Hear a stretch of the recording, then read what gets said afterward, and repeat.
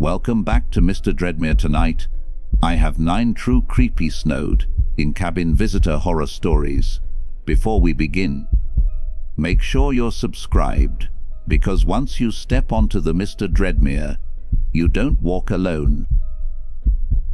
I was prying the door shut with my shoulder when the knocking started again, sharp and deliberate, close enough that I felt it in my teeth.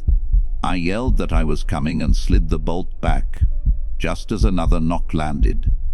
Timed like the person on the other side knew exactly how long it took me to cross the room.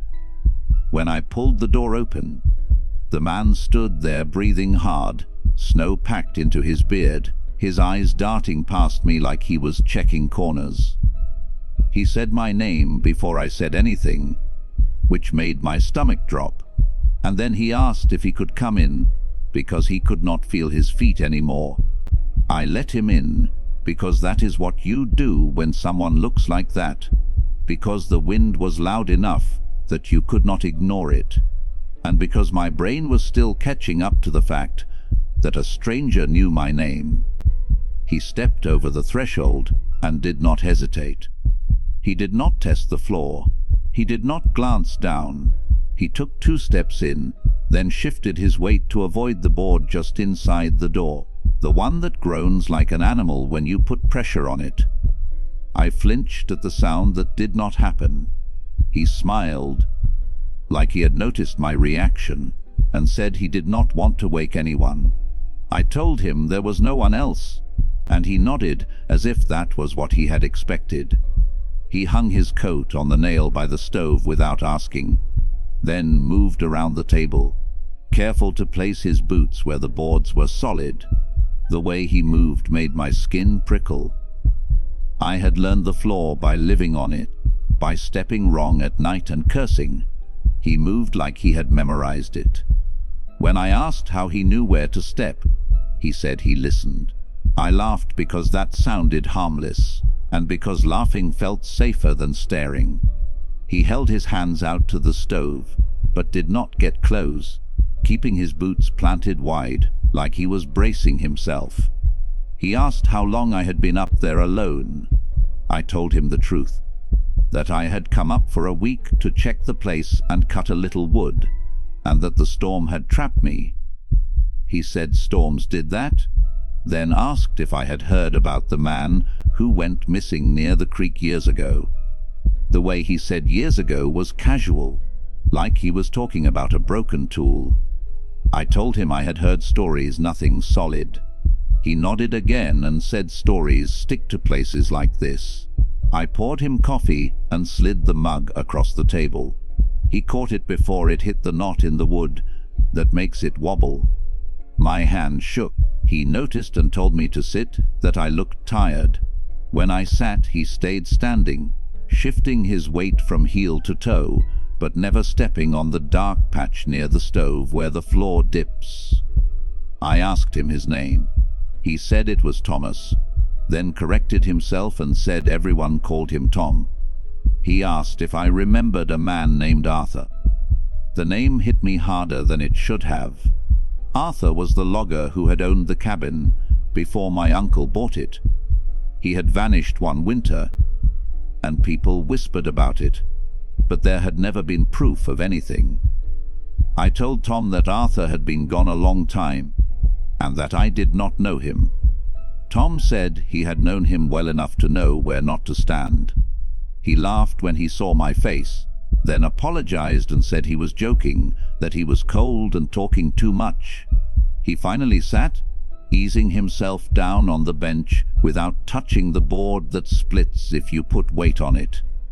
I asked him where he was headed. He said he had been following the old road and lost it. I told him there was no road anymore. He said roads remember where they were.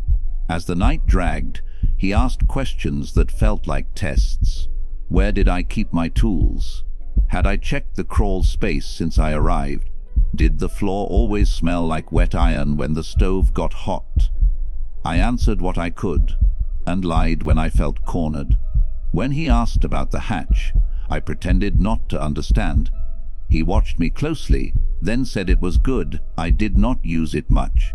He said some spots were better left covered. My heart was pounding so loud I thought he could hear it. I tried to sleep, but he did not. He stood by the window, then by the door, always choosing his steps. At some point I snapped and demanded to know how he knew the floor. He sighed and told me Arthur had taught him. He said Arthur had been careful too. Careful to avoid the soft spots. Careful to keep weight off certain beams. He said Arthur had not been careful enough the last time. I told him to leave.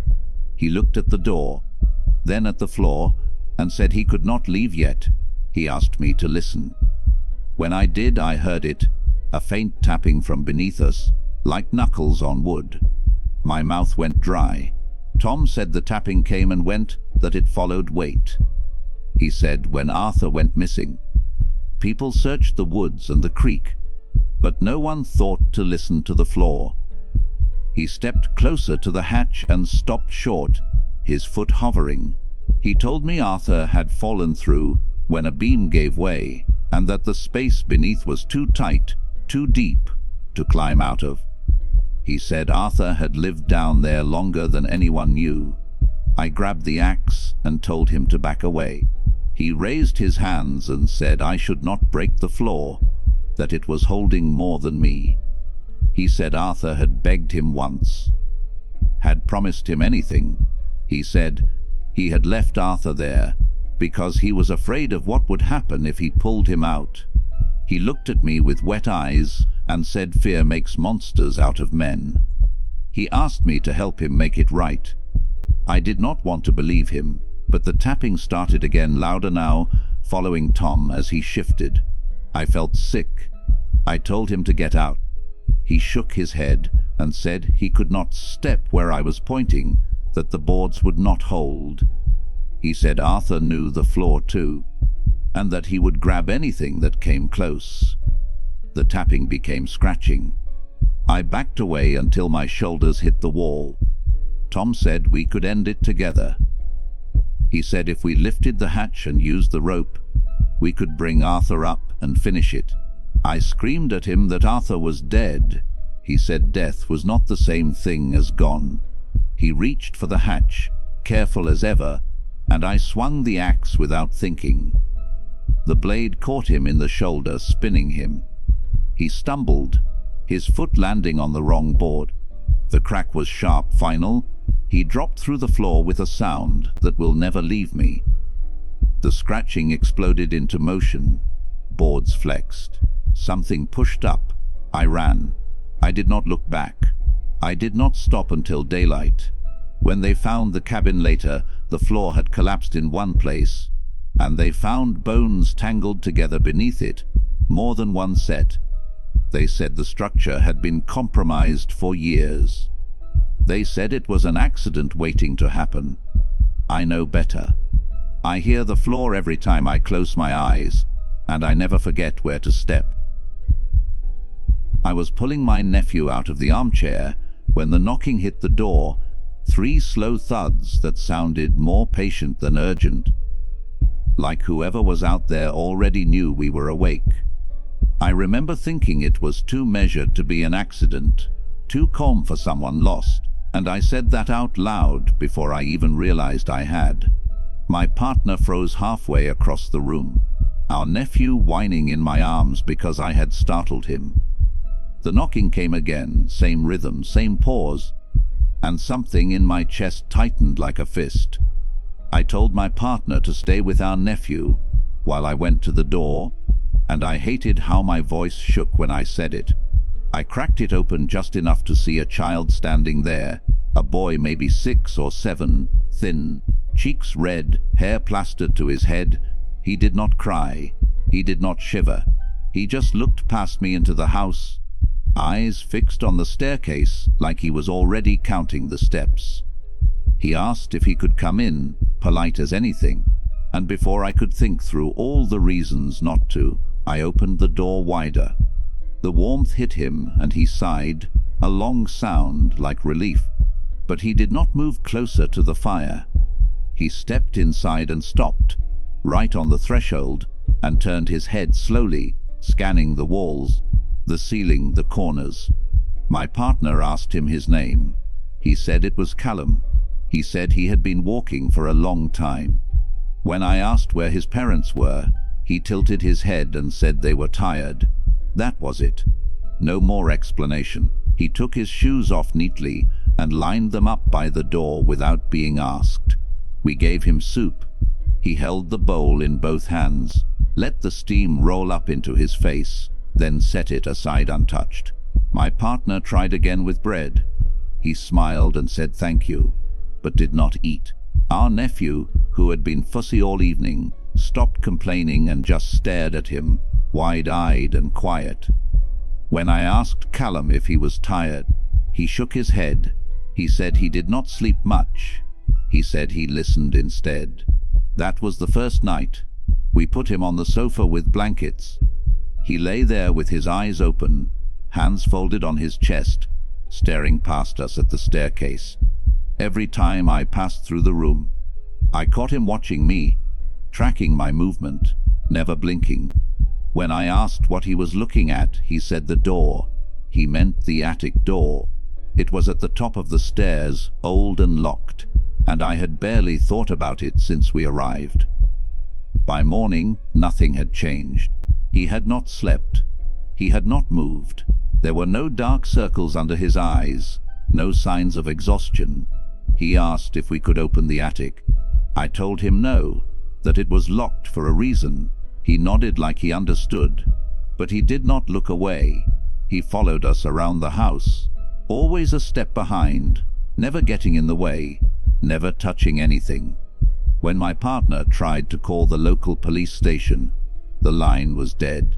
The radio crackled with static when we tried it. Our nephew asked if Callum was going home soon. Callum answered before we could. He said he did not have a home anymore. He said the man upstairs had it. I felt my partner's hand grip mine hard. We had heard about the previous owner, the one who had gone missing during a winter storm years before we bought the place. The estate agent had brushed it off, said it was common, people wandered, accidents happened.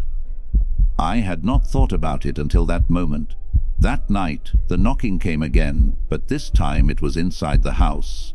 Soft taps from above us, right over the attic door. Callum sat up straight on the sofa, eyes bright, listening. He said he was here. He said he was ready now. I told him to stop, my voice sharp, and he looked at me with something like pity. He said he could not stop listening any more than I could stop breathing. We did not sleep. None of us did. Callum paced the base of the stairs, back and forth, counting under his breath. Our nephew cried until he fell asleep from exhaustion, his small body shaking. At some point, the tapping turned into dragging, like something heavy being pulled across wood. I broke then. I went to the attic door and tried the handle, knowing it would not open. Callum was right behind me, close enough that I could feel his breath on my neck.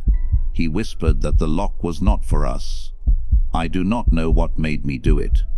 Fear, maybe, or the need to end it. I found the key in a drawer, wrapped in cloth like it was something precious.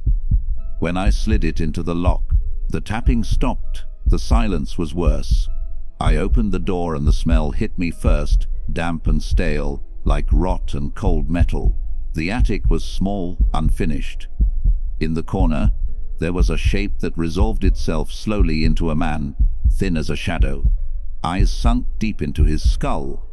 He looked at Callum and smiled. Callum stepped forward without hesitation. He climbed the ladder, his movements sure. The man reached out and touched his hair gentle. My partner screamed.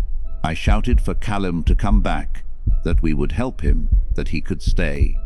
He turned and looked at me, and for the first time, there was something like sadness in his eyes. He said he was not supposed to stay. He said he had kept the man company for a long time already.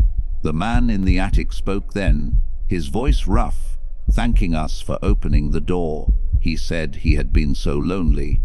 He said Callum had been a good listener, but he needed to rest. He needed someone new. I realized then what Callum was. Not lost, not abandoned. He was a replacement. A child who would not sleep because sleeping meant letting go. I slammed the door shut and locked it, my hands moving on instinct. The knocking exploded, frantic now, desperate. Callum's voice cut through it, screaming my name, begging. It went on for what felt like hours, then slowed, then stopped. When the silence finally settled, it felt heavy, final. We left at first light, carrying our nephew between us. The police found the attic sealed, the lock rusted shut from the inside. They found remains, one adult, one child, years apart. They told us we had imagined the rest, stress, isolation. I know what I heard. I know what I saw. My nephew still wakes up sometimes, staring at the ceiling, listening. I never let him sleep in the dark anymore, and I never ignore knocking. Because some doors are not meant to stay closed, and some children are never meant to wake up. I was tightening the latch on the outer shed when I heard footsteps crunching too evenly behind me to be an animal, and my first clear thought was that whoever it was had been watching long enough to wait until my hands were busy. I turned too fast, slipped, caught myself on the doorframe, and there he was, standing a few meters away, shoulders hunched, eyes fixed on me like he was afraid I might disappear if he blinked. He raised one hand slowly, palm out, and said my name as if he already knew it, then asked if he could come inside before his fingers went numb for good. I remember the exact feeling in my chest when he said my name, a hollow drop like missing a step in the dark. I asked how he knew it, and he pointed at the side of the cabin where my name was stenciled on a weathered board from an old survey marker. I told myself that was reasonable, that anyone could read, that my reaction was just fatigue. I waved him toward the door and told him to hurry. He moved stiffly, like every joint complained, but he did not stumble. When we crossed the threshold, he paused and took a breath so deep it rattled, then said thank you like he meant something heavier than warmth. I set him near the stove and told him to sit. He did not. He stood close enough to feel the heat, but never leaned in, never held his hands out the way cold people do. He kept them pressed together between his knees, fingers interlocked. I asked his name. He said it clearly, without hesitation, a first and last name that sounded old-fashioned even to me. The moment he said it, I felt a faint tug of recognition, like I had seen it carved somewhere before, but I could not place it. I nodded and offered him coffee. He accepted the mug, held it, then set it down untouched on the table beside him. He asked what kind of work I was doing out there alone. I told him I was surveying reindeer movement for the winter, tracking routes, checking markers.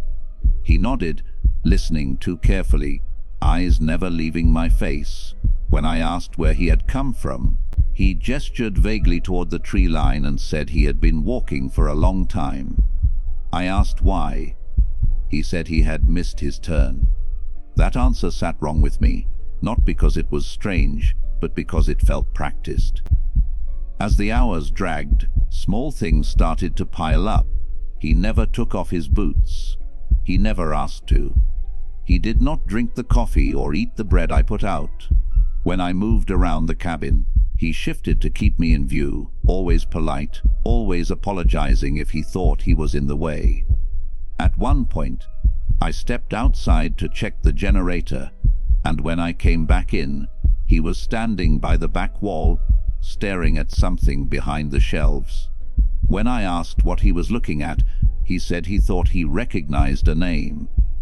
Behind the cabin, a short distance out, there was a small cluster of old wooden markers, half buried, half rotted.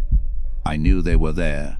I had passed them every day and told myself they were not my concern. When he mentioned the name again, I felt that tug harder. I told him those were old graves, people who had not made it through winters long before my time.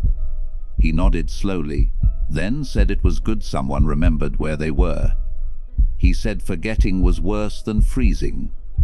That night, I did not sleep.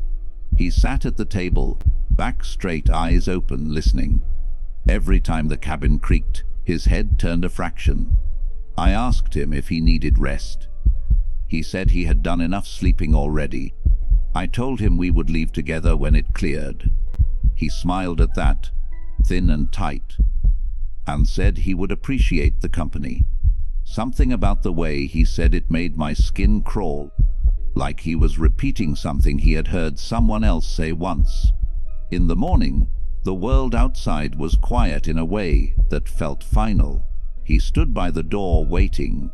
Before we left, I grabbed my coat from the peg near the back wall, and as I turned, I saw it clearly for the first time. One of the grave markers out back had been cleaned recently. Snow brushed away, the name carved into it dark and legible. It was his name, the same one he had given me. My mouth went dry. I asked him about it, trying to keep my voice steady. He followed my gaze, then nodded, calm as anything, and said that was where he had stopped. I told him that was not possible, that the records said the man buried there had frozen years ago. He corrected me gently and said the records said they had found his body. He said that did not mean he had stopped walking. He stepped closer, and for the first time, I noticed that his breath did not fog the air between us. He asked if I could help him get home, just for a little while longer. I backed away, heart hammering, and told him I could not. I told him he needed to leave. He looked genuinely hurt by that, like I had broken a promise I did not remember making.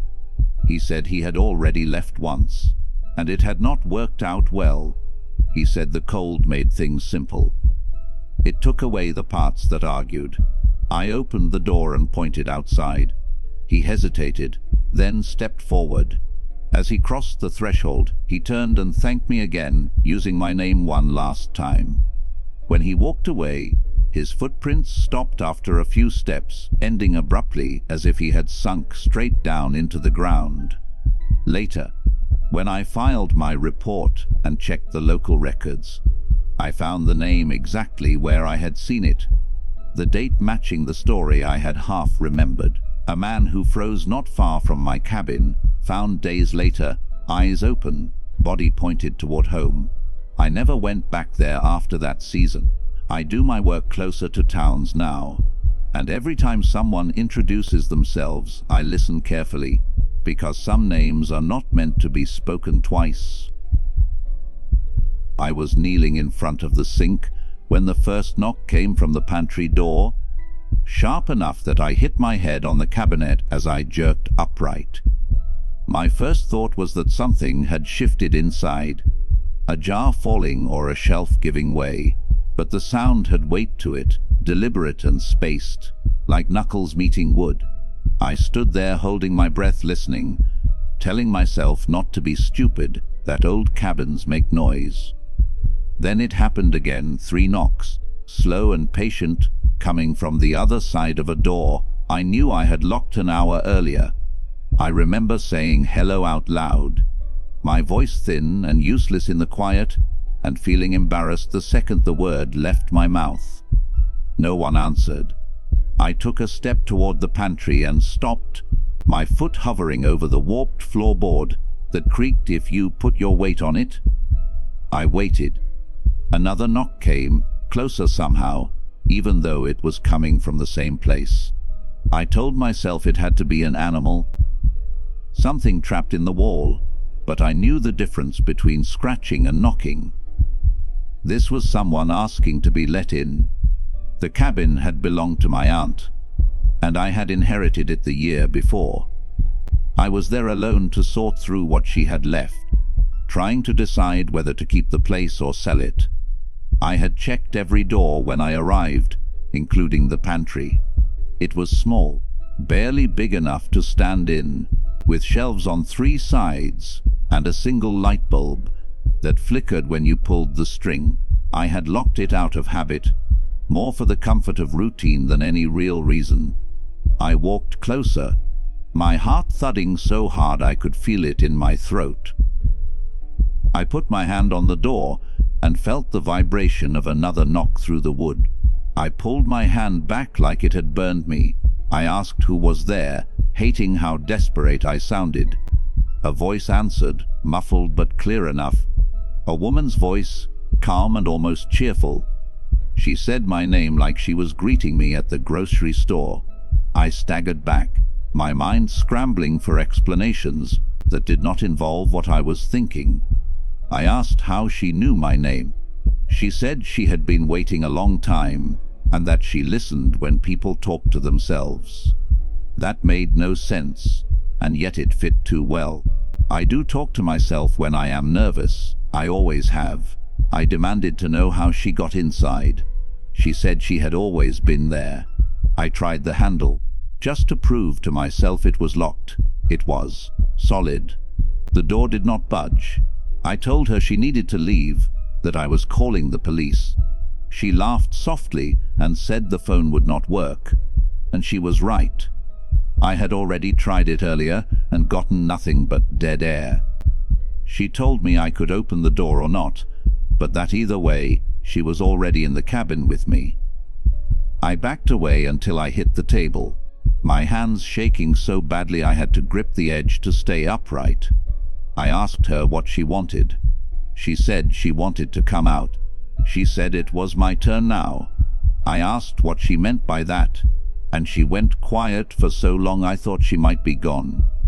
Then she knocked again, harder this time, the sound echoing through the small space, and said she had been alone too once. I did not open the door right away. I paced, I cried, I yelled at her to shut up. She answered every question patiently, never raising her voice, never getting angry. She told me her name, and it was my aunt's name. Hearing it made my knees buckle. I asked her to stop, to pick a different name, and she said it was the only one she had left. She said my aunt had given it to her before she went inside. I started to remember things then, fragments I had pushed away. How my aunt had warned me never to lock myself in somewhere without a way out. How she had hated small spaces, refused to go into the pantry even to grab food. How she had laughed it off when I asked why, said she just had bad memories of being stuck. I had never asked more. I wish I had. The knocking moved, or at least it felt like it did. Sometimes it came from higher up on the door, sometimes lower, like she was shifting her weight, pressing her ear to different spots. She told me the shelves were uncomfortable, that standing hurt her back, that it had been dark for so long she forgot what her own hands looked like. She asked me if I could turn the light on for her. I told her no. I told her I was not opening the door. She said she understood, and that was worse than if she had argued. Hours passed. I sat on the floor with my back against the far wall, watching the pantry door like it might leap at me. The knocking stopped. The silence pressed in until my ears rang. I thought maybe she had gone. Maybe I had imagined it all. I stood up, my legs stiff and numb, and took a step toward the door. From behind me, from the hallway leading to the bedroom, someone knocked. I screamed and spun around, my heart slamming so hard I thought I would pass out. The pantry door was still closed. The knocking came again from the bedroom door this time, the same slow, patient rhythm. I heard her voice, closer now, clearer, saying my name the way she had before. She said I had taken too long, and she had come out on her own. I ran. I grabbed my coat, my keys, anything within reach, and bolted for the front door. It did not open. I yanked on it until my arms ached, sobbing, begging. Behind me, footsteps moved through the cabin, unhurried, familiar. She told me not to be afraid.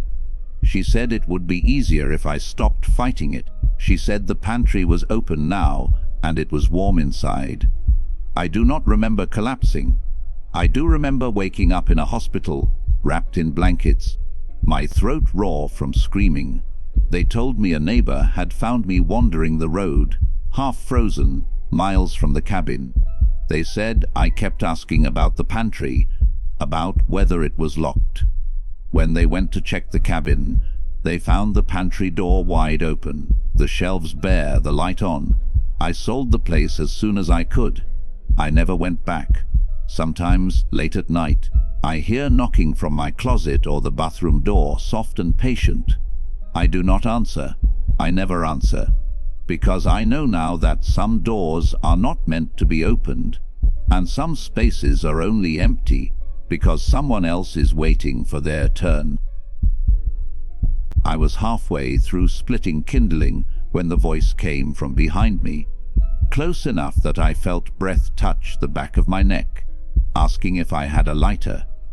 I spun so fast I dropped the axe, my heart lurching hard enough to make my vision blur, and there he was, standing just beyond the reach of my swing, hands open, empty, like he was proving something. He looked exhausted in a way that went deeper than cold, eyes sunken, jaw tight, the kind of tired you get when you have not slept properly in years. I asked how long he had been standing there. He said long enough to hear me arguing with myself. I told him he needed to announce himself next time, even as I knew there should not be a next time. He apologized immediately, too quickly, and said he did not mean to scare me. He said he had seen the smoke and figured someone was home. I hesitated, then nodded toward the cabin. I told myself it was temporary, just until he warmed up, just until he moved on.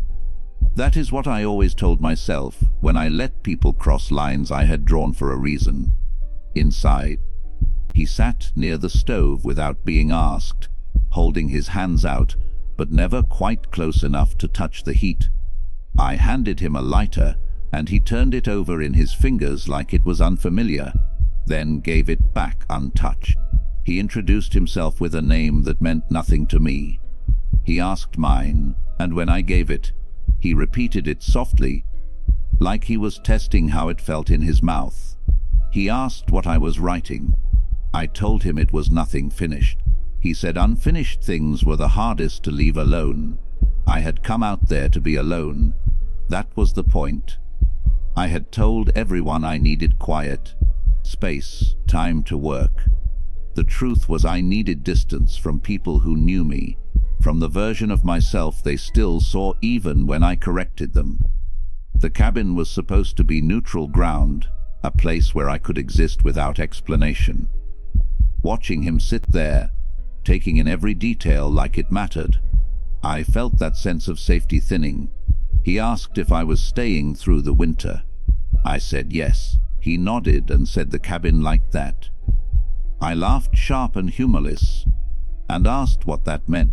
He shrugged and said some places noticed who stayed and who left. He said they kept things. I told him he was talking nonsense. He smiled like he had expected that response. We ate together. He barely touched his food, but he watched me eat, his gaze flicking to my hands, my face, my throat when I swallowed. When I asked him where he was headed, he said he was not sure. He said he had been following a line of memories and it had led him there. I told him that was not an answer. He said answers changed depending on who was listening. Later, as the light faded, he asked me about my family. I froze, spoon halfway to my mouth. I had not mentioned them. I told him that. He said I did not have to. He said the cabin already knew. I asked what he meant, my voice tight.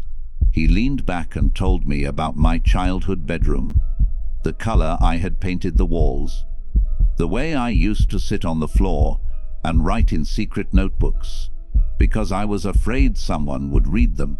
He told me about the first time I realized the name I had been given did not fit, how I had practiced saying my real one under my breath until it felt less dangerous. I demanded to know how he knew those things. He looked genuinely confused by my anger. He said he had heard them.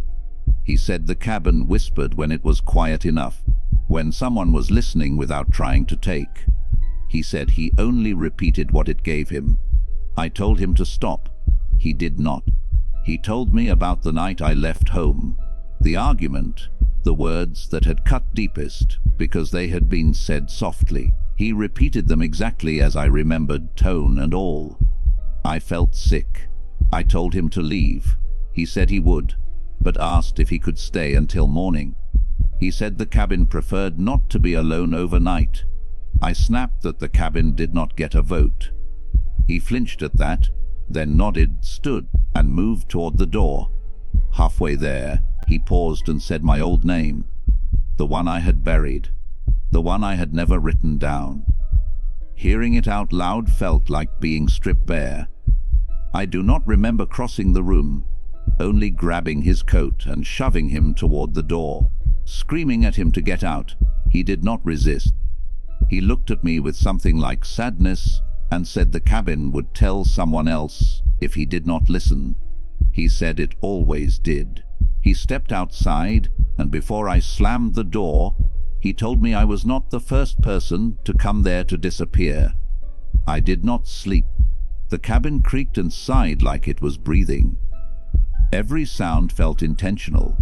At some point, I heard my own voice speaking from the other room, repeating things I had written years ago, lines I had deleted, thoughts I had never shared. I sat with my back against the wall, hands over my ears, rocking until it stopped.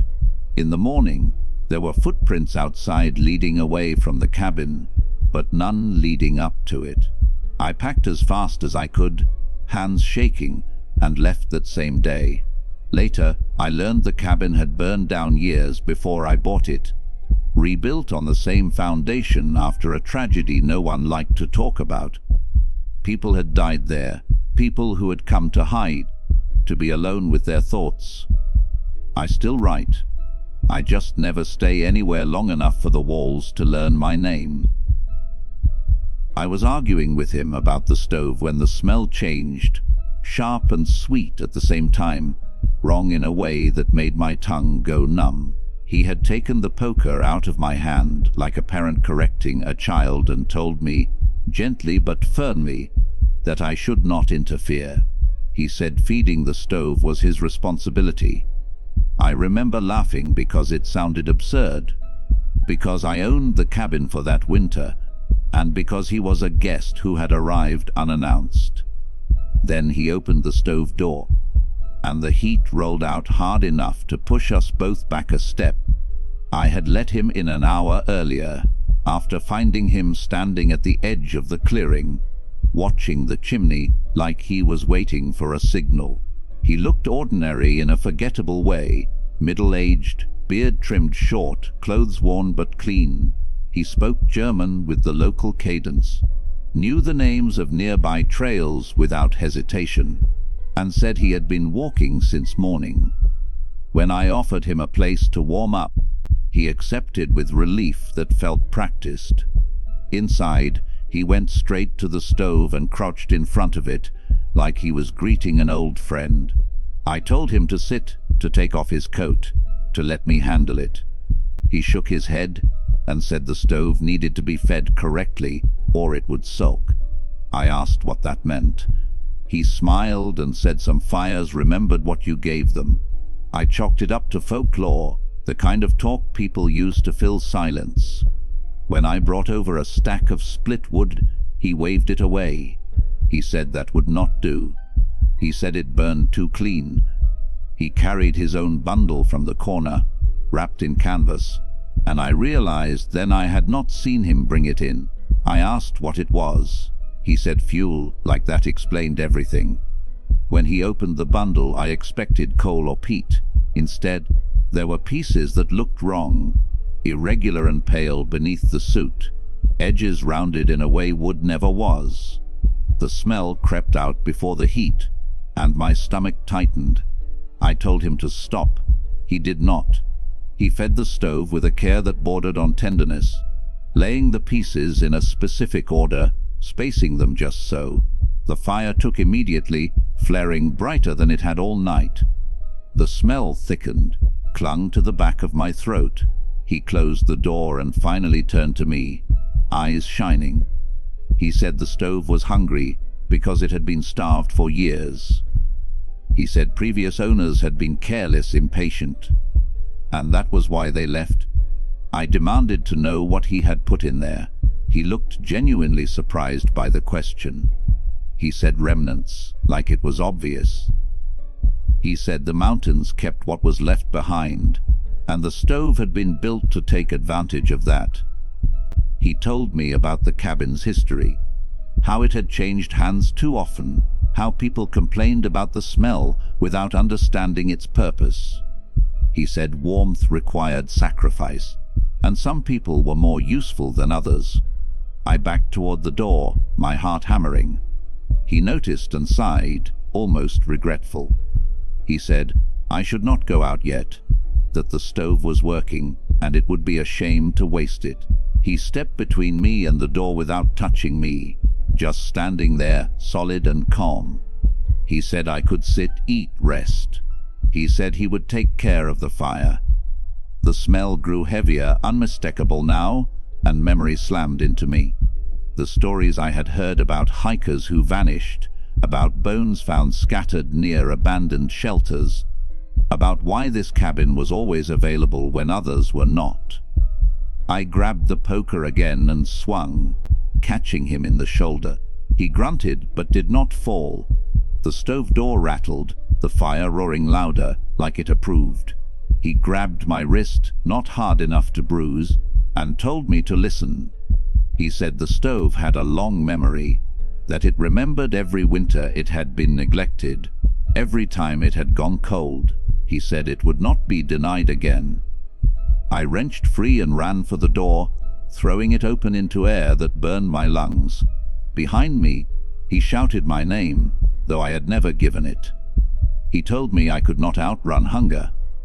I did not look back.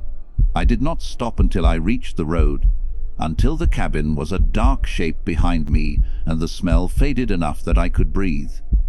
They found the cabin later that season, gutted by fire. The stove collapsed in on itself. Inside, they found remains that did not match any recent records, charred fragments layered like kindling. They said it had been an accident, an old stove, improper fuel. I know better. I still smell it sometimes, when I am too close to a fire. And I remember his hands arranging what was left, feeding something that should never have been kept warm. I was scraping ice from the steps when she called out from behind the low stone wall, her voice thin but steady, asking if I had any salt. I turned too fast, the scraper slipping from my hand, and saw her standing there with her palms open, as if she were showing me she carried nothing.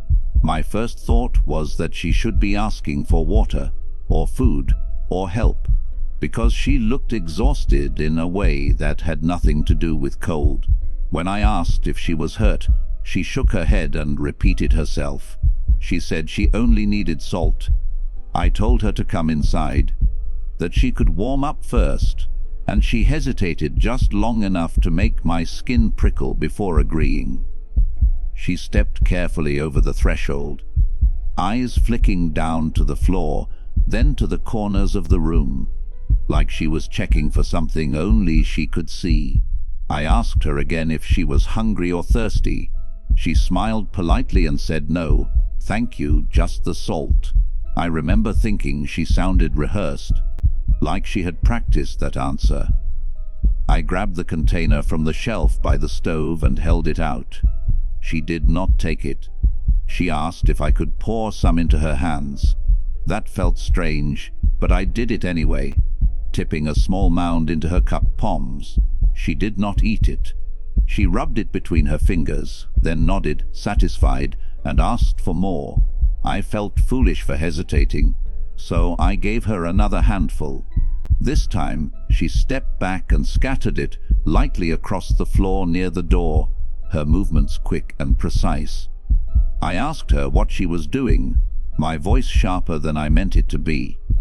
She looked at me with something like concern and said she was making sure it would not follow her inside.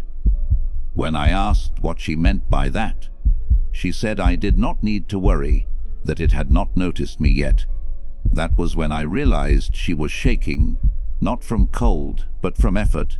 Like holding herself together took concentration. She refused to sit. She paced the small space, tracing lines with the salt, murmuring under her breath in a language I did not recognize. I told her to stop, that she was making a mess, and she apologized immediately, scooping some of it back into her hands, careful not to break the shapes she had started. She asked if the cabin was old. I said yes. She nodded and said old places remembered things longer. I wanted her gone then, but the words stuck. Instead, I asked her name. She gave me one, but it slid off my mind as soon as she said it, like it had nothing to hold on to. She asked mine in return and frowned slightly, then said it was good I had not changed it. I did not ask what that meant. I was afraid of the answer. When she finally took the salt container from me, it was almost empty. She wrapped it in her scarf like it was precious and thanked me, her tone heavy with relief. She walked to the door and paused, looking back at the floor. She told me not to cross the lines she had drawn until morning. She said it was safer that way. I laughed, a short, brittle sound, and told her she was being ridiculous. She smiled sadly and said she hoped I would not need to find out. She left without another word, disappearing down the path between the trees. I locked the door and told myself I had just helped someone strange, nothing more. I swept up the salt she had spilled, annoyed at myself for letting it get to me. I went to bed restless, my dreams thick and crowded with shapes pressing at walls I could not see. In the morning I woke to a silence that felt wrong, like the air was holding its breath. When I stepped out of bed, my foot stopped just short of a thin white line crossing the floor. I froze, my heart starting to race. I followed it with my eyes and saw more, lines curving and intersecting, forming shapes I did not recognize but somehow understood as intentional. They circled the bed, the door, the windows. They were perfect, unbroken. I knew I had swept the night before. I knew I had not redrawn anything. The salt had come from inside the cabin, poured carefully while I slept. I backed away slowly, every instinct screaming at me not to disturb it. I remembered her hands moving, her focus, the way she had checked the corners first. I stayed where I was until the sun was high enough to make the lines gleam. When I finally stepped outside, the marks ended at the threshold, neat and deliberate. Beyond them, the ground was torn up, deep impressions pressed into the soil, like something heavy had circled the cabin again and again, never crossing the barrier. I felt sick with understanding then. She had not been protecting herself.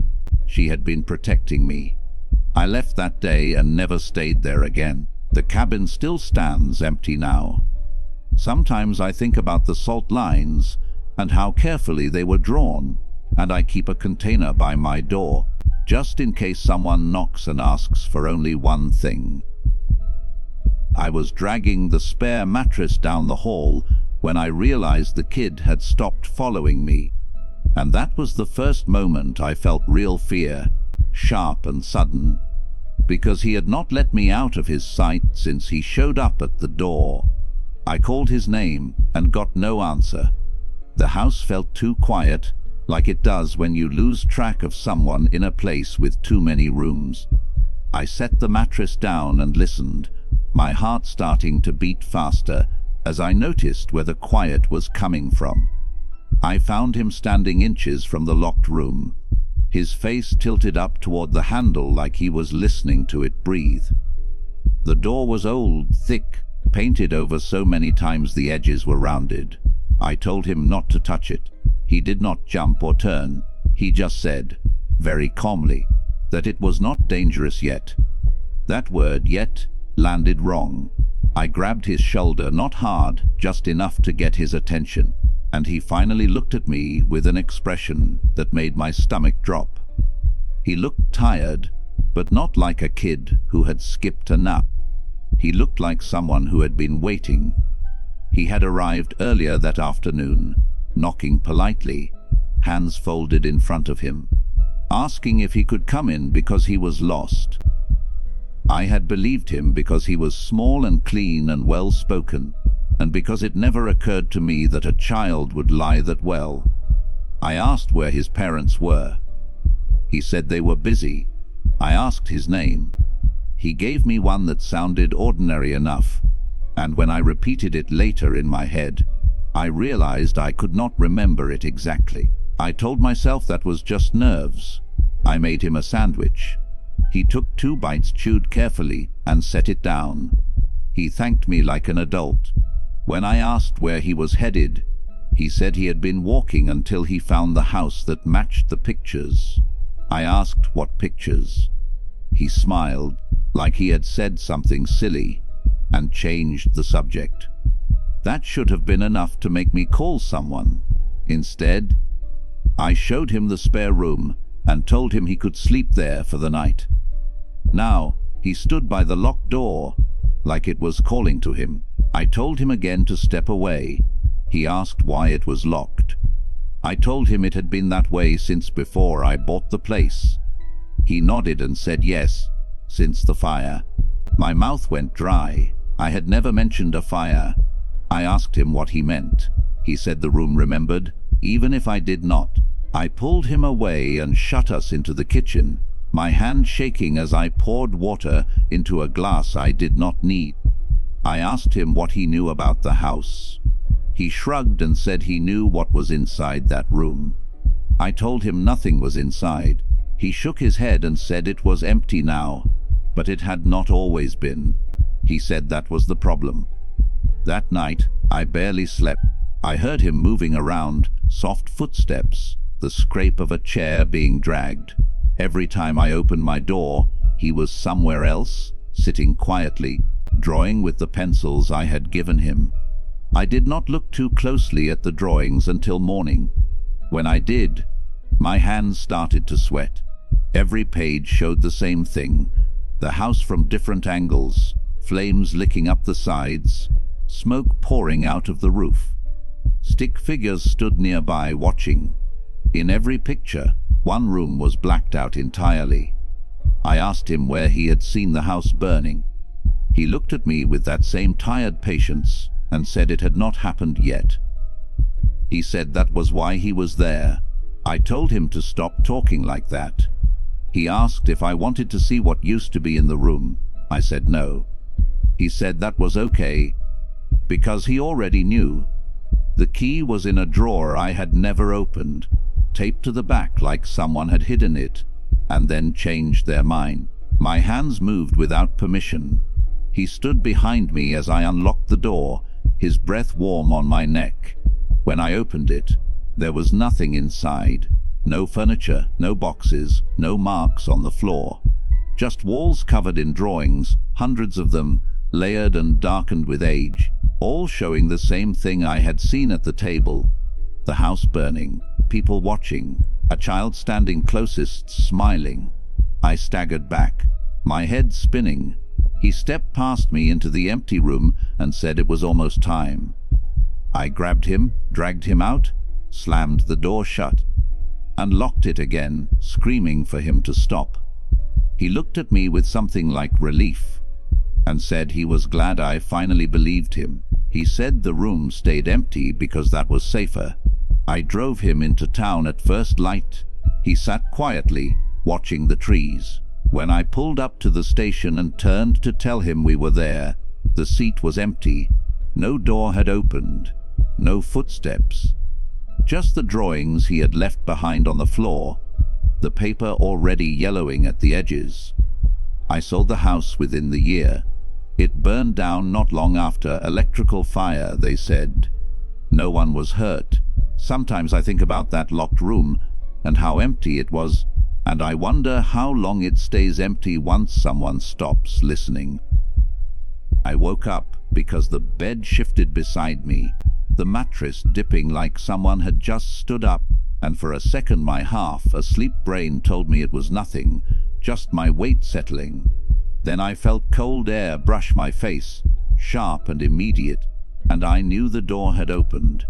I said his name without thinking, my voice thick, expecting a grunt or an apology, maybe a joke about needing the toilet. No one answered. The cabin was quiet in a way that felt intentional, like it was listening back. I sat up, heart already beating too fast, and stared at the open doorway. The visitor's bedroll was still laid out on the floor where he had slept, blanket folded the way he'd done it before lying down. His boots were gone. That hit me harder than it should have. He never took his boots off. He had said the floor got too cold at night, that he liked to be ready. I swung my legs out of bed and stood there, trying to make sense of the quiet, telling myself he had just stepped outside for air, that people did that in places like this. When I reached the main room, the stove was still warm, not hot, not dead, just warm enough that someone had been tending it recently. The door was shut. The latch was thrown. I checked it twice, running my fingers over the metal like I expected it to change under my touch.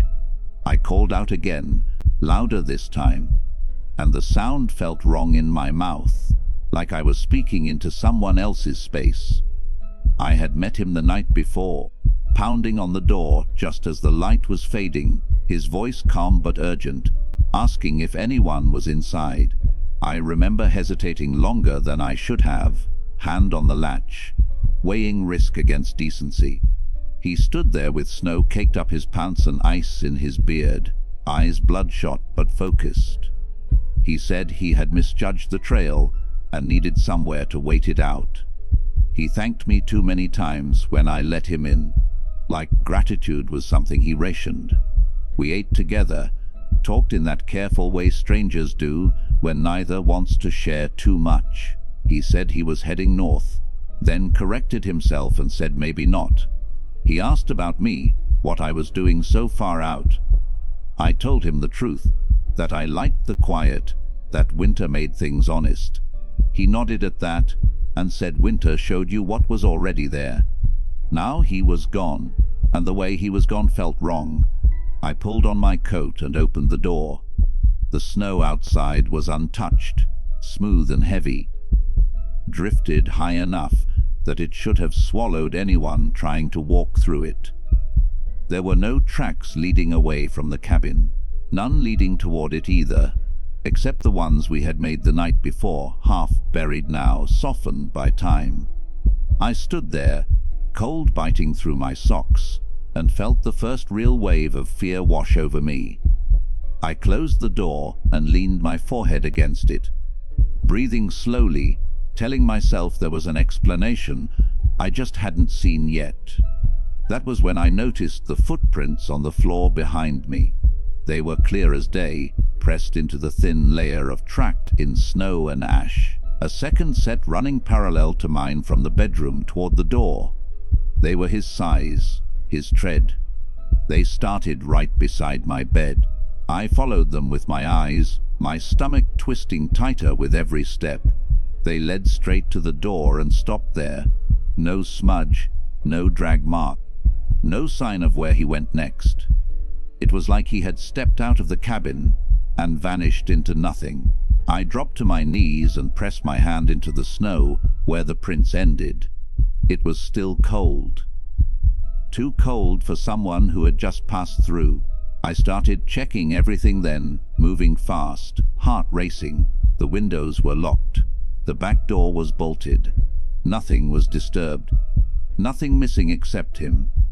His pack was gone too, I realized, but the way it was gone felt the same as him, like it had never really been there. I sat down hard on the chair by the table and laughed once, a short, broken sound that echoed too much in the small space. I tried to remember everything he had said, every detail, looking for something I had missed. He had asked if I slept deeply. He had asked which room was mine. He had paused at the bedroom doorway before lying down, listening to the wind like it was speaking.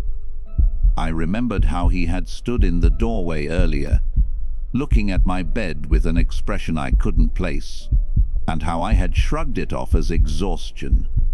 The rest of the morning passed in a haze. I kept expecting to hear him knock, to see him appear around a corner, grinning like it was all a joke. Instead, the silence pressed in harder, and the footprints stayed where they were, slowly melting into nothing as the cabin warmed.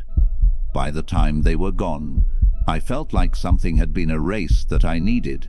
I left that day. I packed without order, hands shaking, eyes darting to every corner. When I stepped outside, I looked again for tracks and found nothing. Not even my own from that morning, already filled in and smooth.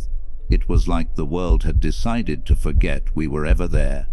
I still think about those footprints, about how close they were to me while I slept, about how easily he left without waking me. Sometimes I wake up at home, safe and warm, and for a split second I feel the bed shift beside me. I never open my eyes right away anymore. I listen first, because I learned the hard way that not everyone who leaves before morning actually walks out the door.